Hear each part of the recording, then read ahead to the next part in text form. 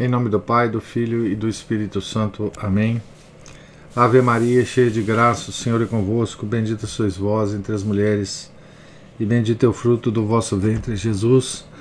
Santa Maria, Mãe de Deus, rogai por nós, pecadores, agora e na hora de nossa morte. Amém. São Felipe Neri, rogai por nós. Nossa Senhora de Fátima, rogai por nós. Em nome do Pai, do Filho, do Espírito Santo. Amém. Então, nós estamos na página 162, no final dela, no último parágrafo, da biografia do padre Joseph Rosner, sobre Paulo de Tarso. Nós estamos, só para relembrar, né, digamos assim, no palco do Concílio de Jerusalém, que foi reunido, né, por aquela questão crucial, né, vivida naquela época principalmente pelos habitantes de Antioquia, né, Antioquia da Síria, onde Paulo tinha fundado uma igreja, que é a questão entre os cristãos pagãos, convertidos diretamente do paganismo, e os cristãos convertidos do judaísmo, né? Que era a questão fundamental entre se devia, para ser cristão, né, seguir as tradições judaicas ou não, né? Que o padre Rosner colocou bem, né? Que é, digamos assim, entre as duas figuras centrais de Moisés e Cristo, né? Então, existia os apóstolos em Jerusalém, que eram, digamos assim, mais judaizantes, e Paulo e Barnabé, que tinha já experiência de anos, né, no apostolado, que não viam as coisas exatamente como os apóstolos, principalmente os três apóstolos importantes de Jerusalém. Paulo então foi a Jerusalém para discutir, né? E no último parágrafo que nós lemos no nosso encontro passado, tem uma fórmula, né, que surgiu entre essas duas posições, em que Paulo teria dito a Pedro, né, o seguinte, né: para ti, o evangelho entre os judeus; para mim, o evangelho entre os gentios. Paulo queria uma liberdade, né, da pregação do evangelho entre os não judeus, né? Então, depois de se discutir essa questão amplamente, nós passamos aqui ao parágrafo, né? Chegou, por fim, o dia da decisão. Depois de os partidos se terem digladiado suficientemente, Pedro levantou-se. Então nós estamos presenciando um primeiro concílio, né, da igreja. O seu discurso é uma autêntica obra-prima. Não se refere a Paulo, mas somente à sua própria experiência e conhecimento das resoluções divinas. Apresenta o problema de uma maneira clara e transparente, resumindo em 3 pontos. Em primeiro lugar, o próprio Deus já tomara a iniciativa, ao dar-lhe a incumbência de batizar o pagão Cornélio. Em segundo lugar, a antiga lei era irrealizável em toda a sua amplitude, dada a impotência moral do homem.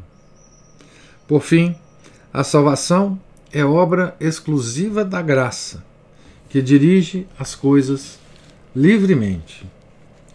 Por meio dessa exposição lúcida, abria caminho a Paulo e Barnabé, preparando os corações para aceitarem favoravelmente o ponto de vista dos dois apóstolos. Com um prudente respeito, Paulo deu a primazia da palavra a Barnabé, porque era o homem de confiança da igreja de Jerusalém. Mas bastou deixarem falar os fatos. O Espírito Santo não mostrara preferência alguma na distribuição dos seus bens, quer nos proféticos, quer no poder de fazer milagres. A porta que o próprio Deus abrira não podia ser fechada pelo homem. Embora o discurso de Pedro tivesse sido um golpe certeiro contra o partido judaizante, este dispunha ainda de um último trunfo, no qual depositava toda a sua confiança. O seu imperador secreto, Tiago menor, né? Paulo só pudera vê-lo e falar-lhe de passagem, e não penetrar ainda no segredo desse homem de Deus. Em silêncio, sem denunciar sequer por um gesto seus pensamentos íntimos, Tiago permanecera todo o tempo sentado, envolto na irradiação do seu espírito, ao mesmo tempo solene e afável. Da sua figura de asceta desprendia-se alguma coisa que forçava ao respeito e impunha veneração. Os dois partidos esperavam o seu voto com a respiração suspensa. Singela e firmemente, Tiago declarou ser da opinião de Pedro. Simplesmente isso, né? A salvação anunciada pelo Senhor é incondicional e estende a todos os homens. Mas ao contrário de Pedro, como genuíno descendente de Davi, invocou o Antigo Testamento, apoiando-se no testemunho dos profetas, sobretudo de Amós, que anunciara uma realeza messiânica da estirpe de Davi para todos os povos. Disse que era a vontade expressa de Deus que todos os pagãos se convertessem, com o que a lei mosaica, cujo núcleo era a circuncisão, ficava privada dos seus privilégios e invalidada. Mas não deixou de oferecer um consolo aos judaizantes, observando-lhes que a lei não estava em perigo, pois sempre haveria fiéis que a leriam nas sinagogas e cumpririam à risca o seu ideal. Sugeriu, porém, um termo médio que os antioquenhos pudessem aceitar, a fim de permitir o entendimento fraterno entre os dois partidos. Então, lembra que a questão surgiu em Antioquia, né? Então, embora eles estivessem aqui, nesse momento, né, decidindo um problema local, esse problema é universal, seria um problema que se espalharia universalmente pela igreja, né? Como tudo que a igreja decide, né, surge um problema em algum lugar, né, que tem a impotência, né? Esse problema pode alastrar-se por toda a cristandade, né? A igreja sempre agiu da mesma forma, né? Um determinado herege surge afirmando erros num determinado lugar, não é? E num determinado tempo. A igreja percebe a grandeza desse problema e resolve o problema, né? Aqui não se trata de heresia, obviamente, né? Apenas de uma questão de visão diferente em relação aos rumos da igreja nos seus primórdios, né? Mas ela estava preocupada então com Antioquia, né? Então por isso se diz que o Tiago menor, né, sugere um termo médio que os antioquenhos pudessem aceitar, né? Propôs que, para acelerar a fusão das duas partes, os pagãos cristãos mostrassem uma amorosa consideração pelos judeus cristãos em 3 pontos especialmente vitais para os judeus. Primeiro, não deveriam participar das refeições dos sacrifícios pagãos, para as quais tantas vezes eram convidados por força de suas relações com amigos e parentes. Hoje nós entendemos perfeitamente isso aqui, né? Porque nós temos parentes e amigos pagãos, né? Então, não aceitar participar das refeições dos sacrifícios pagãos. Sacrifícios aos deuses pagãos, né? Que também nós temos hoje, né? Tá certo? Nós temos vários deuses pagãos aos quais eles fazem sacrifício, né? Então aqui o Tiago menor pediu, né, que os pagãos, por uma amorosa consideração com os cristãos judeus, né, não aceitassem participar dessas refeições, em primeiro lugar. Em segundo lugar, deviam renunciar absolutamente ao desregramento sexual comum entre os pagãos e até por vezes sancionado religiosamente pelas cerimônias dos seus templos. Desregramento sexual dos pagãos. Com isso, não se referia somente à interdição do casamento entre parentes, mas, sobretudo, ao descarado relacionamento dos pagãos com prostitutas e ao vício nacional grego da pederastia, o homossexualismo, né?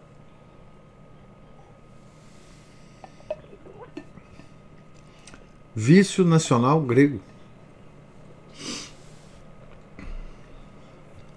É verdade isso, né? Outra coisa que a gente encara como atual, mas que não é atual coisíssimo nenhum, né? Terceiro, então, terceira coisa que Tiago pede, né, sugere, deveriam observar uma das leis relativas aos alimentos, isto é, usar unicamente a carne ritual nas refeições tomadas em comum.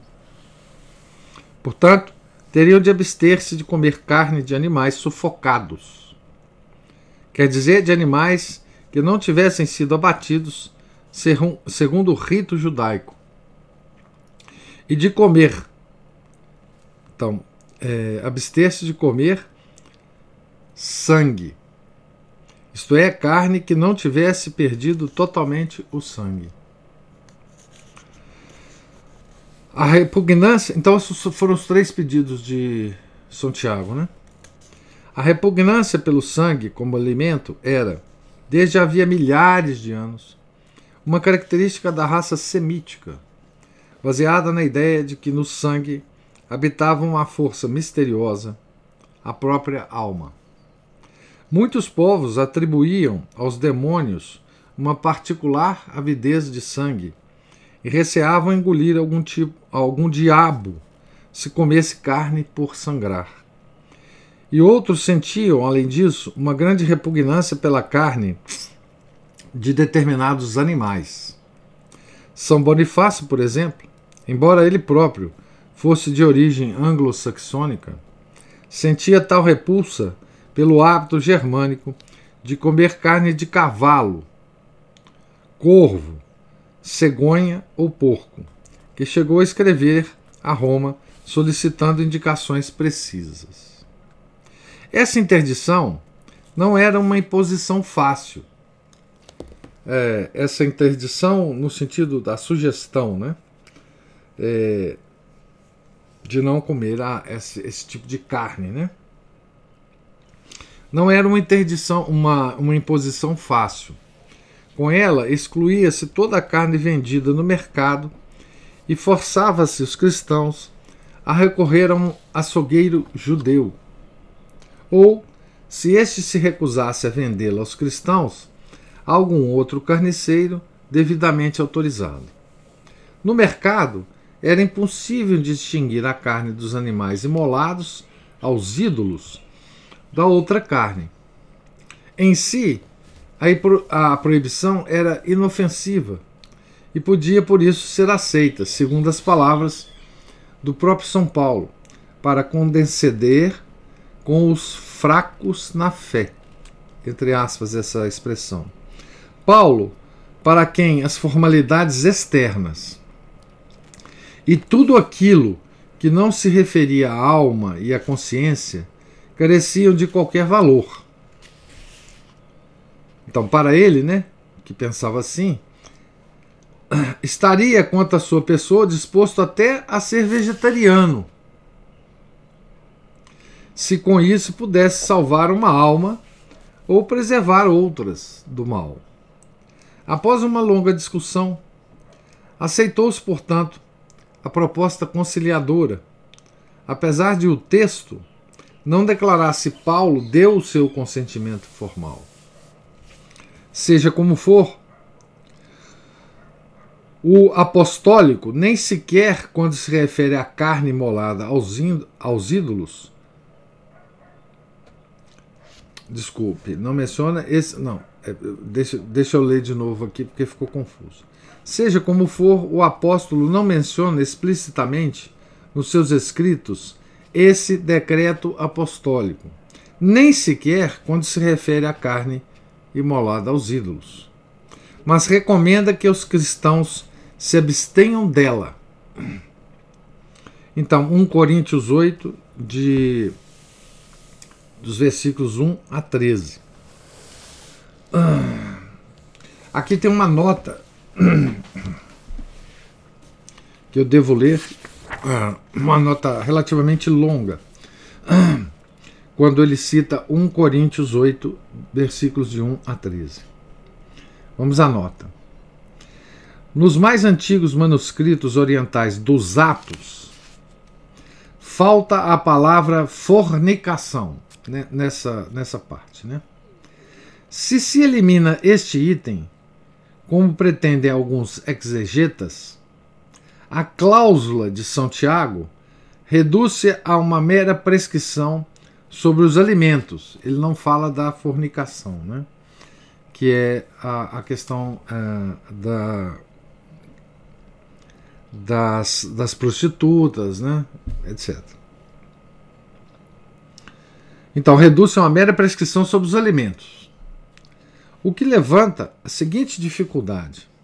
De acordo com o que narram os Atos dos Apóstolos, Paulo mostra-se de acordo com essa disposição do Concílio de Jerusalém. Nas suas epístolas, porém, omite-a totalmente e chega a contradizê-la frontalmente nas cartas que dirige às igrejas de origem grega, da fornicação, né? E da pederastia, né?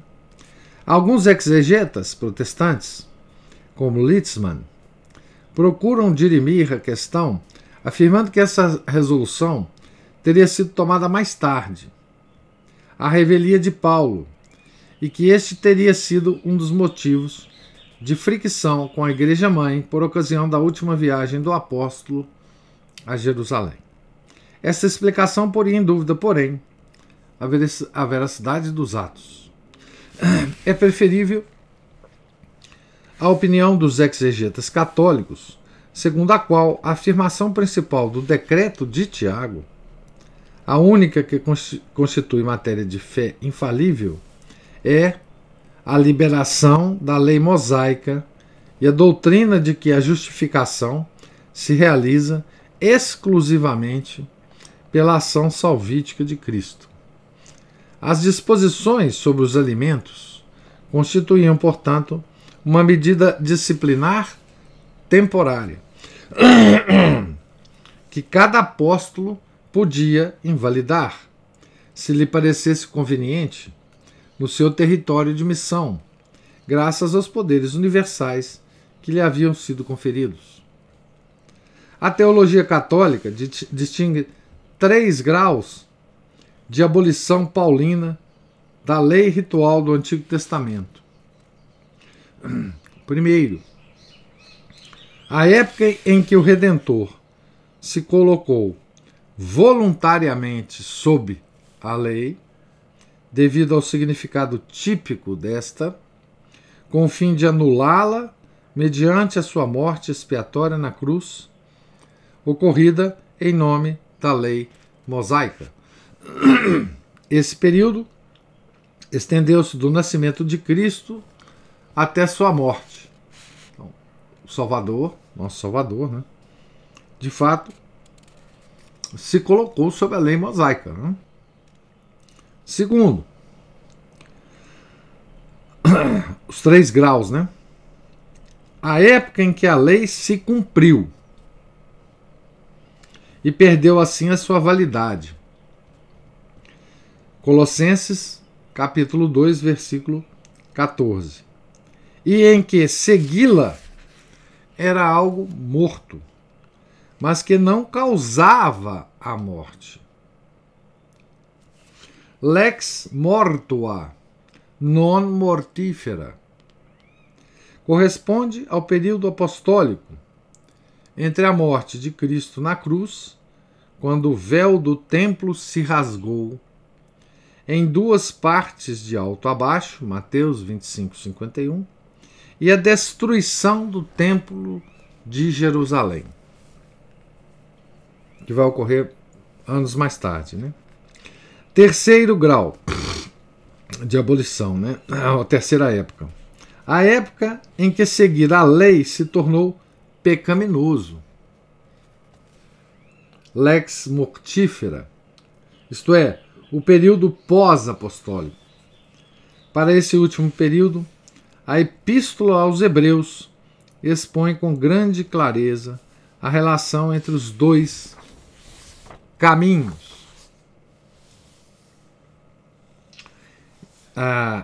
Então, aqui tem vários aspectos nessa nota que poderia ser comentado, né? Primeiro, uma clara distinção entre o que é doutrinário na igreja e o que é disciplinar. Tá certo? Por mais importante que seja o aspecto disciplinar, o aspecto doutrinário é superior, né? Então, o aspecto doutrinário da solução encontrada, né, no Concílio de Jerusalém, né,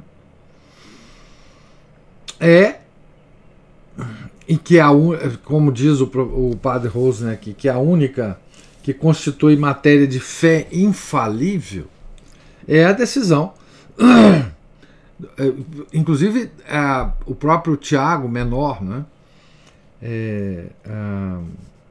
afirma isso, né? Qual que é, né? É a libertação da lei mosaica e a doutrina de que a justificação se realiza exclusivamente por meio da ação salvífica de Cristo. Então, os futuros cristãos, não importa a origem deles, estariam liberados da lei mosaica. Mesmo que fossem judeus, eles não estariam mais obrigados a seguir a lei mosaica. Veja que, do ponto de vista disciplinar, São Tiago sugeriu algumas coisas, mas aí já é do ponto de vista disciplinar. Aqui, essas três fases, né, da abolição paulatina da lei ritual do Antigo Testamento é também muito interessante, né, que ele coloca aqui. A primeira época, né, o primeiro momento, né, é a época da vida de Nosso Senhor Jesus Cristo, é o período de vida de Nosso Senhor Jesus Cristo, né? Então ele se coloca sob a lei mosaica, ele obedece, né, a lei mosaica em toda a sua amplitude, né? Tá certo? E ele morre na cruz justamente para anular essa lei mosaica, né? A lei mosaica morre com Nosso Senhor Jesus Cristo na cruz, né? Para os cristãos, né? A segunda época, né, é a época apostólica, né? É a época apostólica, né? Que vai até a destruição do Templo de Jerusalém, né? A época em que a lei se cumpriu, né, e perdeu a sua validade, e agora, nesta época, até a destruição do Templo de Jerusalém, o cumprimento ou não da lei não tinha consequência. Era como diz aqui, segui-la era algo morto. Não é? Mas não causava a morte. Então, não tinha problema de ser cristão e cumprir a lei mosaica. E uma terceira época. Né? Que é o período pós-apostólico, que nós vivemos, né? Até hoje. Né? Nessa época, cumprir a lei se tornou pecaminoso. Lex mortífera. Isto é, período pós-apostólico. Tá certo? Que ele se refere, inclusive, à Epístola aos Hebreus, né? Tá certo? Que fala dos dois caminhos, né? Então, esse é bem um bom resumo, né, das consequências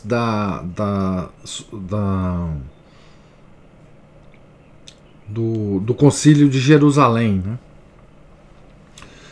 Agora, seguindo o texto principal, né, os apóstolos conseguiram, desta forma, preservar a discussão da estreiteza de horizontes humana e elevá-la a um plano superior onde o Espírito Santo pudesse intervir. A plena consciência desta direção superior aflora claramente no texto da epístola que enviaram à igreja de Antioquia. Então, aqui a resolução do concílio, não é? Ela foi informada, né, pelo documento do concílio, né? Esse concílio emitiu um documento, como todos os concílios emitirão documentos, né?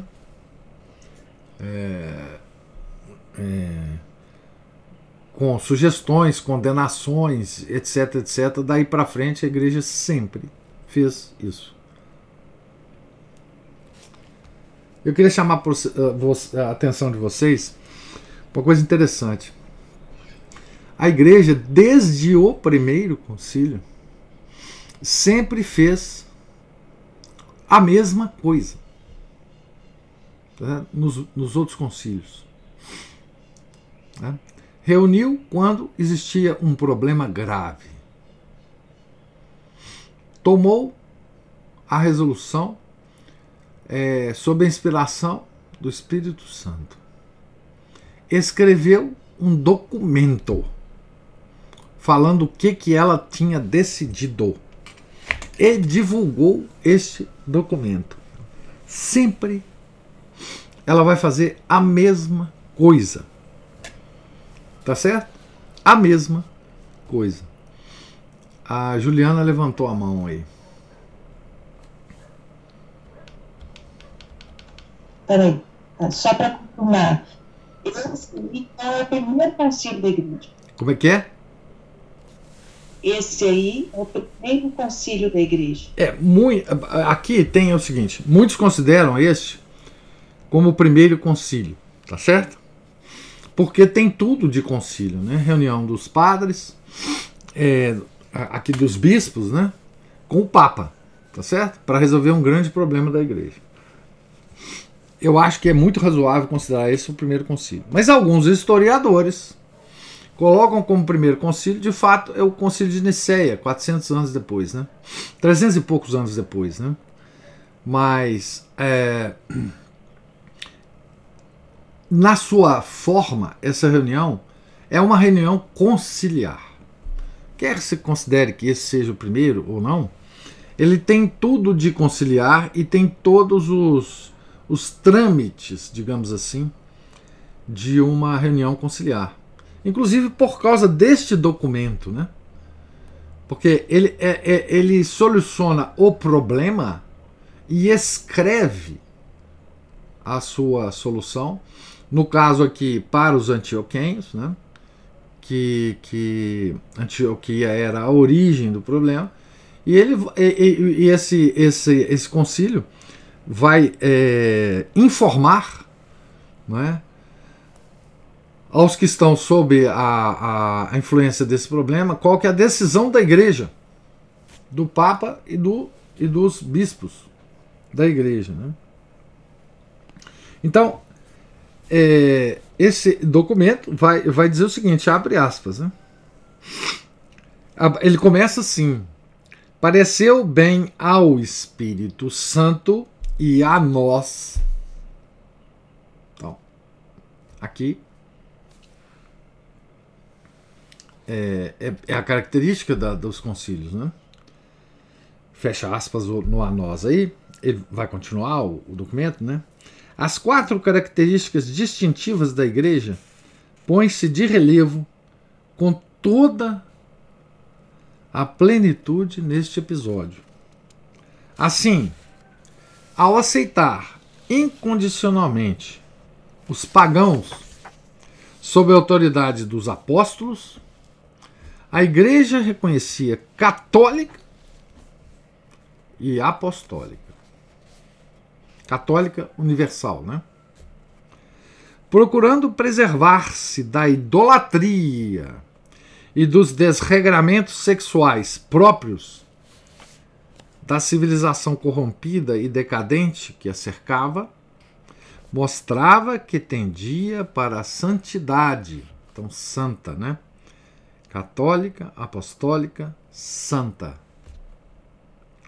E a nota da unidade revela-se nas coletas que se faziam constantemente em favor da empobrecida comunidade de Jerusalém.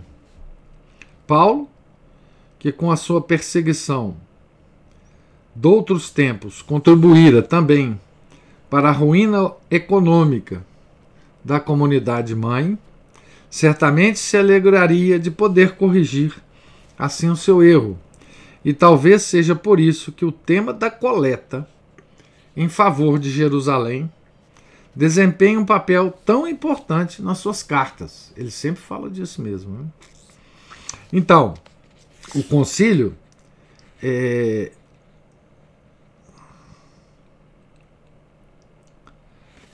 esse concílio, como diz o padre Roso, né, ele enfatiza, né, as 4 características distintivas da igreja, as notas distintivas da igreja, né?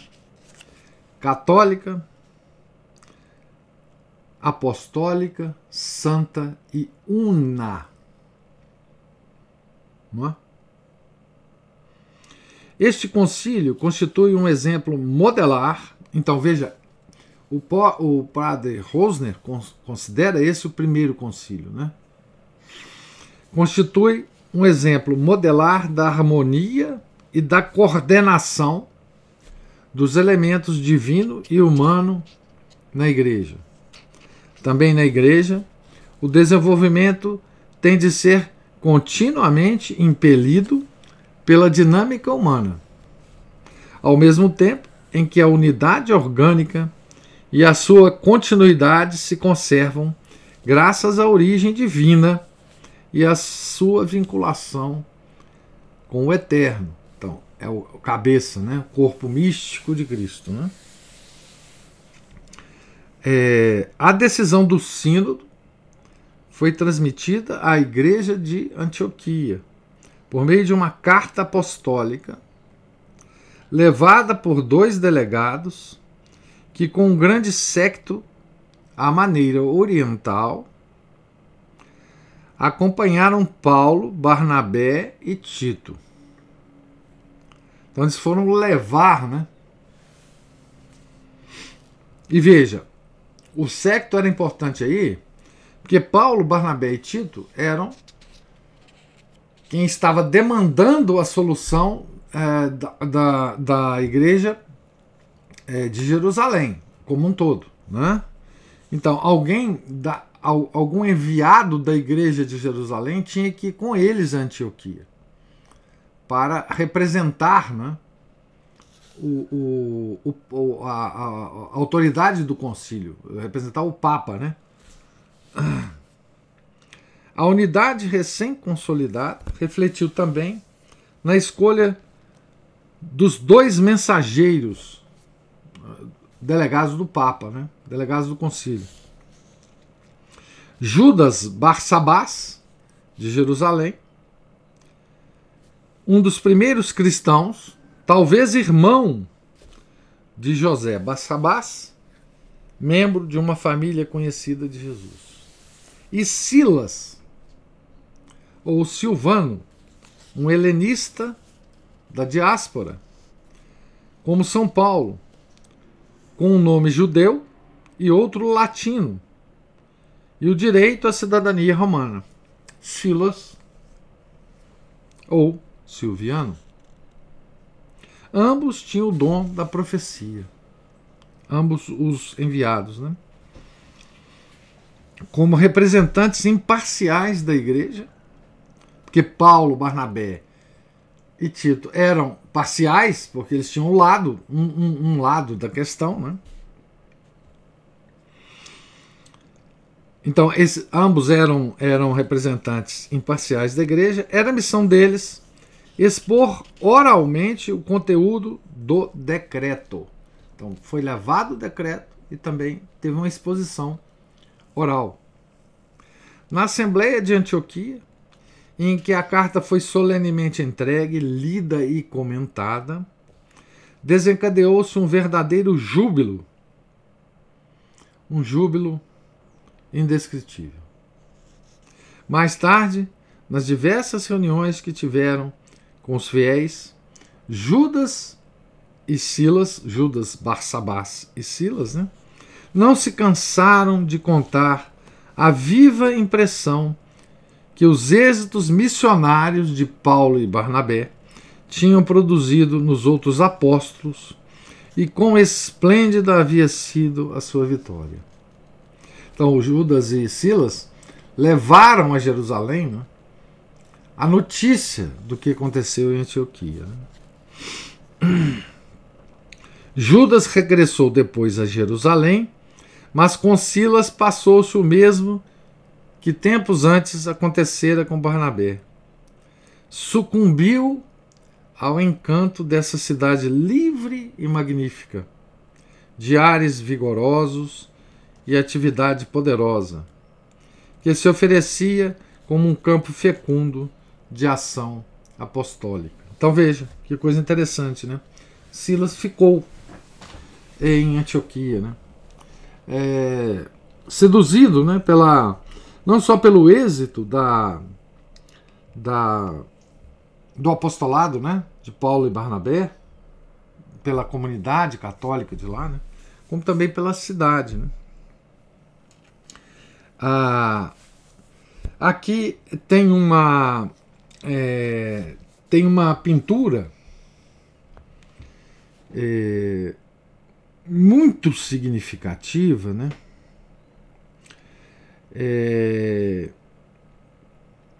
de Bartolomeu Vivarini, do século XV, né, em que essa pintura é de Paulo e Pedro, né, e essa as duas figuras, né,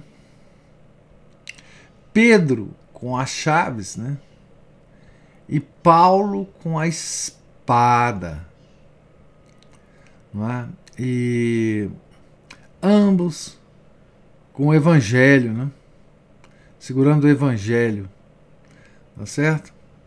É uma beleza de pintura, de figura, né, porque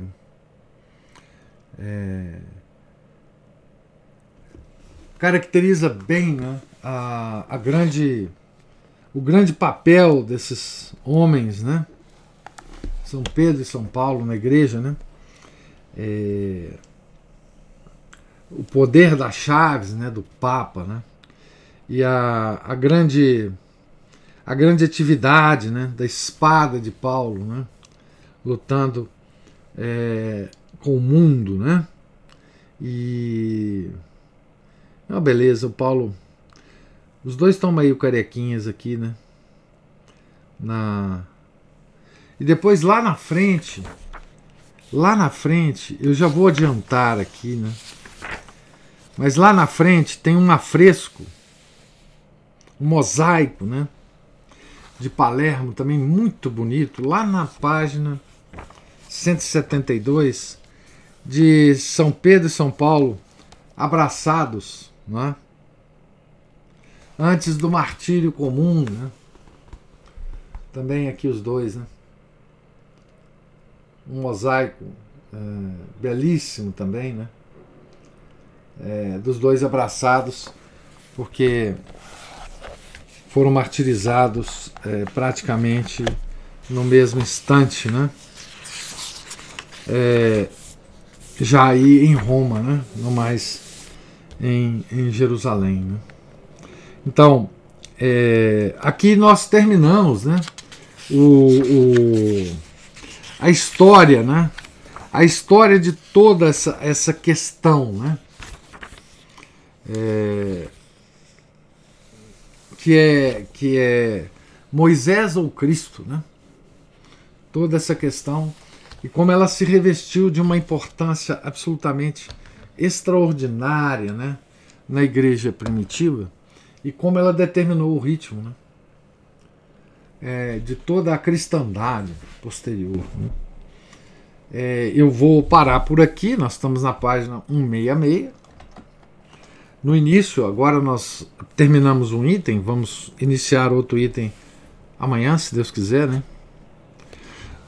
E o item que nós vamos iniciar amanhã é o dia crítico de Antioquia. Mas isso é assunto para amanhã. Eu pergunto a vocês se vocês têm alguma... Já sei que a Aline já colocou aqui uma observação, mas se vocês tiverem, outras pessoas tiverem alguma observação, nós vamos discutir agora. A Aline diz assim: movido pelo Espírito Santo para afirmar que lá estava a nova igreja de Nosso Senhor Jesus Cristo. Seria uma providência do Espírito Santo? Falo de Silas. Não, o Silas, na verdade, sim, ele veja bem, o Silas foi para Antioquia como legado do Papa, para informar ao pessoal, né, o que tinha sido resolvido, né, em Jerusalém. E ele ficou apaixonado com a cidade, né. O Judas Barsabás, voltou para Jerusalém, mas o Silas, usando da sua liberdade, resolveu continuar o trabalho de apóstolo lá, né, em Antioquia. Simplesmente isso. Viajou, gostou, ficou. Obviamente ele devia ter questões pessoais para resolveu e ficou lá, né? E provavelmente porque Paulo vai viajar depois, né? Essa é a primeira viagem de Paulo, gente. Então Paulo vai sair de Antioquia e vai embora, tá certo? Então ele provavelmente ficou lá como suporte, né? Para o desenvolvimento da igreja de Antioquia. É a primeira grande igreja fundada, né? Antioquia tem uma história longa, né? Na igreja, né? Antioquia foi uma cidade importantíssima para a igreja, né? E Silas resolveu ficar lá, né? Simplesmente isso. Alguma outra observação? Não sei se eu respondi direito a Aline aqui. Enfim.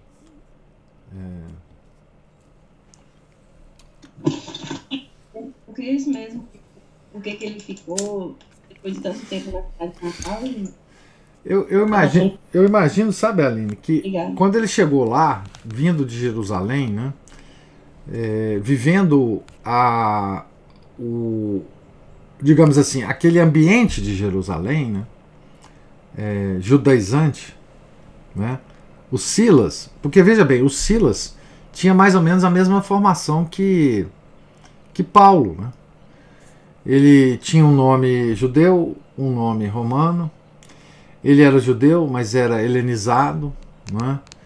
Ele respirou o ar, né, da liberdade cristã, né? Imagino que seja isso, né? Pois é, exatamente. Silas não era importante, né, em Jerusalém.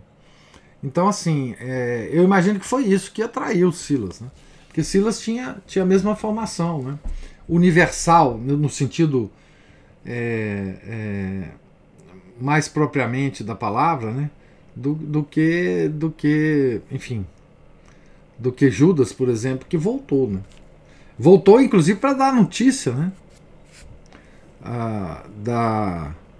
Do sucesso, né? Da vitalidade, da fé, não é? Dos cristãos de Antioquia, né? Isso deve ter alegrado muito a igreja de Jerusalém, né? Porque via que aquele digamos assim, aquela decisão que eles tomaram foi também uma em vantagem da igreja de Antioquia, né? Então, assim, Pedro passará por Antioquia também e irá em Antioquia e resolvida essa grande questão, né? As coisas ficaram mais fáceis daí para frente, né? Veja, a diferença entre o primeiro concílio, se a gente considerar esse como o primeiro concílio, e o segundo, vai ser 300 anos, né? Porque nesse período a igreja vai enfrentar tantos problemas que ela não vai ter tempo de se reunir, simplesmente, né? É o tempo do martírio, né? Com o martírio de Pedro e Paulo em Roma, começa uma história da igreja que ela não tem simplesmente tranquilidade e serenidade de se reunir para resolver nenhuma questão doutrinária importante. Ela só tem possibilidade de sobreviver, né? Então é por isso que vai demorar, né, um tempo grande para que ela se reúna novamente, né? Tá certo? Então, pessoal, Deus lhes pague aí a presença e a paciência, Tá? Se Deus quiser, amanhã nós continuaremos a leitura a partir da página 166 aqui do livro, certo? Tenham todos um santo dia, fiquem com Deus. Em nome do Pai, do Filho e do Espírito Santo. Amém. Ave Maria, cheia de graça, o Senhor é convosco. Bendita sois vós entre as mulheres, e bendito é o fruto do vosso ventre, Jesus. Santa Maria, Mãe de Deus, rogai por nós, pecadores, agora e na hora de nossa morte. Amém. São Felipe Neri, rogai por nós. Nossa Senhora de Fátima, rogai por nós. Em nome do Pai, do Filho e do Espírito Santo. Amém.